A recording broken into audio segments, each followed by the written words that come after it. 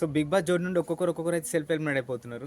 So last వీక్‌లో ఏమో 'కీర్తి బయట' అండ్ ఈ వీక్‌లో అయితే చూసినాం కదా ప్రోమో పావన్ నాయ్ అని. సో పావన్ నాయ్ ఎట్లా అంటే నాకు తెలిసి అయితే 'శ్రేష్ఠి' అండ్ ప్లస్ 'నైనికి' ఉంది కదా! వాళ్ళిద్దరి తర్వాత కొద్దిగా బెస్ట్ పర్ఫార్మెన్స్ అంటే పావన్ నాయ్ అనిపిస్తది. సో ఆఫ్‌కోర్స్ వేరేళ్ళ డాన్స్ ప్రతి ఒక్క డాన్స్ కొద్దిగా క్రిటిసైజ్ చేసినప్పటి నుంచి యాస్ ఎ డాన్సర్‌గా తను ఒక గుడ్ డాన్సర్ అనిపిస్తది. సో ఎవరి ప్రాబ్లమ్ వాళ్ళయి. మనకు తెలియదు కదా అంతా.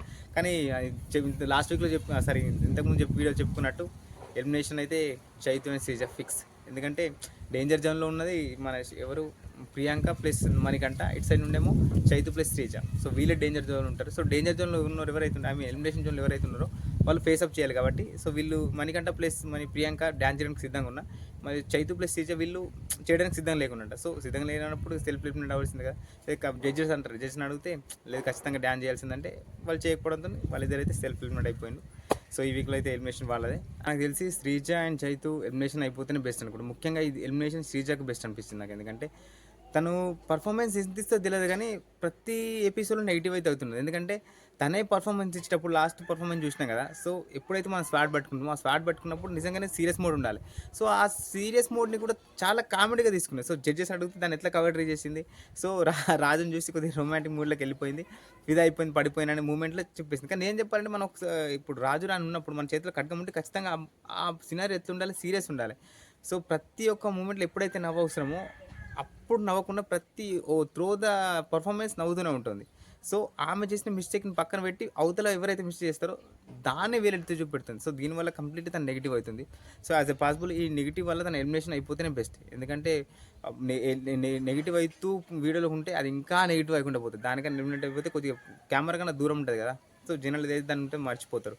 అది ఇంకేదంటే మన చైతు బ్యాడ్ లక్ ఏంటిదో అప్పటిదాకా తను మంచి పర్ఫార్మెన్స్తో మంచి మార్క్తో తన పైన ఉండే తన బ్యాడ్ లక్తో ఈమెతో సహా తను ఇంక ఎలిమినేట్ అయిపోతున్నాడు. సో ఇది బ్యాడ్ లక్ కలిస్తే ఎవరు ఇంకేం చేయరు కదా. ఆమెతో పాటు ఇంకా బ్యాడ్ లక్ వచ్చినట్టున్నది. సో మొత్తం మీద అయితే ఇద్దరు ఎలిమినేషన్ అయిపోతున్నారు ఈ వీక్లో. అయితే ఎలిమినేషన్ వాళ్ళదే. అండ్ సో చాలామంది ఏం చెప్తున్నారంటే వెళ్ళిపోతున్నారు కదా ఒక్కొక్క కంటెస్టెంట్. ఇప్పుడు నయనికి ఉంది ఈసారి మన ఈమె ఉంది కదా ఇప్పుడు పావన్ నాయని. సో ఆమె ఎలిమినేట్ అయిపోయింది అనుకో, సెల్ఫ్ ఎలిమినేట్ అయిపోతే ఆ ప్లేస్లో తను చేస్తుందా అని చాలామంది అంటున్నారు. సో 100కి 200%, 300,000% తను చేస్తే రాదు. ఇన్కేస్ ఒకరు తను చేసింది అనుకో, ఇప్పుడున్న సినారియో ఏదైతే ఉన్నదో బయట ఖచ్చితంగా అసలు నాకు తెలిసి ఈ కెమెరా కొన్ని రోజులు దూరం ఉంటేనే బెస్ట్ నాకు తెలిసి అయితే. ఇప్పుడు ఎవరైనా కానీ కొన్ని అంటే బయట ఉన్న సిచ్యువేషన్ అలాంటిది. సో నాకు తెలిసి అయితే రాకుంటే బెస్ట్. రాదు నాకు తెలిసి, రాకుంటే ఇంకా బెస్ట్. ఎందుకంటే ఇప్పుడు కంప్లీట్లీ ఉన్న సినారియో అది. ఎక్కువ క్రిటిసిజం, ఎక్కువ నెగిటివ్, ప్రతి ఒక్క కంటెస్టెంట్కి ఇప్పుడు బిగ్ బాస్ నుంచి బయటకు వచ్చిన ఇప్పుడు విన్నర్ అన్నారు ఎవరైతే ఉన్నారో వాళ్ళకి కొద్దిగా నెగిటివ్ ఉంది మొత్తం మీద అయితే. సో ఇలాంటి సిచ్యువేషన్ తను రాకుంటే బెస్ట్ అని నేను అనుకుంటున్నా.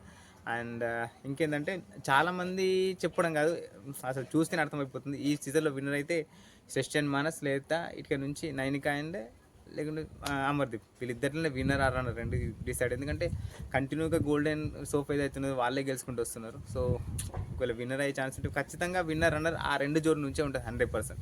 అండ్ ఇంకేంటంటే ఈ కీర్తి భట్ ఏదైతే ఉన్నదో లాస్ట్ వీక్లో ఎలిమినేషన్ అయిపోయింది కదా. సో ఎలిమినేషన్ అంటే సెల్ఫ్ ఎలిమినేట్ అయిపోయింది. సో దానికి రీజన్ ఏంటంటే తనకు ఆల్రెడీ మెంటల్గా కొద్దిగా స్టేబుల్ లేదు. సో నాకు స్పేస్ కావాలి, చేయలేకపోతున్నా అని చెప్పింది. సో వాళ్ళ ఎంగేజ్మెంట్ అయిన హస్బెండ్ ఎవరైతే ఉన్నారో అయిన వర్షన్ ఏంటిదంటే వాళ్ళకి ఆల్రెడీ ఎంగేజ్మెంట్ అయిపోయింది. ఎంగేజ్మెంట్ అయిన తర్వాత కూడా కొంత గ్యాప్ తీసుకున్నారు. గ్యాప్ తీసుకున్న సమయంలో తనకు అప్పటికి ఇంకా సెటిల్ కాలేడు.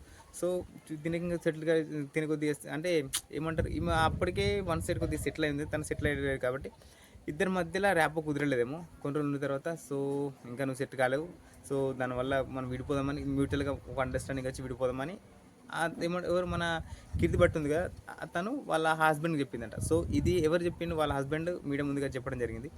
సో దీన్ని బట్టి నాకు ఒకటి అర్థమైందంటే నువ్వు ఎంత మంచివాడిని అయి ఉండొచ్చు, కానీ నీ చుట్టుపక్కల ఎవరైతే ఉంటారో వాళ్ళు ఖచ్చితంగా అంతో కొంత ఇప్పుడున్న సమాజంలో అయితే డబ్బుతో ముడిపడి ఉంటుంది. సో అవన్నీ నిలబెట్టుకోవాలంటే ఫస్ట్ నువ్వు డబ్బు సంపాదించు. సో ఆ బిగ్ బాస్ ఆ కంటెస్ట్ మీద ఫోకస్, ఈ కంటెస్ట్ మీద ఫోకస్, వాళ్ళ మీద ఫోకస్, వీళ్ళ మీద కోసం పక్కల మీద ఫోకస్ అని నీకు అనవసరం లేదు. సో నీ మీద నీ ఫోకస్ చేసి ఖచ్చితంగా డబ్బు సంపాదించు. నువ్వు నిలబడాలన్నా, నీది నువ్వు సర్వైవ్ అవ్వాలన్నా, లేకుంటే నీ ఫ్యామిలీ నిలబడాలనుకున్నా ఖచ్చితంగా ఇప్పుడున్న సినారియో జస్ట్ ఎగ్జాంపుల్ దీన్ని తీసుకో. ఫస్ట్ మనకు కావాల్సింది డబ్బు సంపాదించు. అంటే డబ్బు అంటే ఏ రకం కాదు, నీతిగా నిజాయితీగా డబ్బు సంపాదించు. డబ్బు సంపాదించి ఆటోమేటిక్గా అన్నీ వస్తాయి. పక్కల మీద ఫోకస్ చేసి బంద్ చేయి.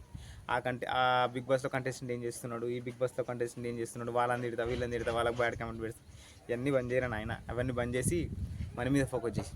సో ఇది మీకు ఒకవేళ వీడియో నచ్చుంటే like and subscribe. Thank you. See you ఉంటా.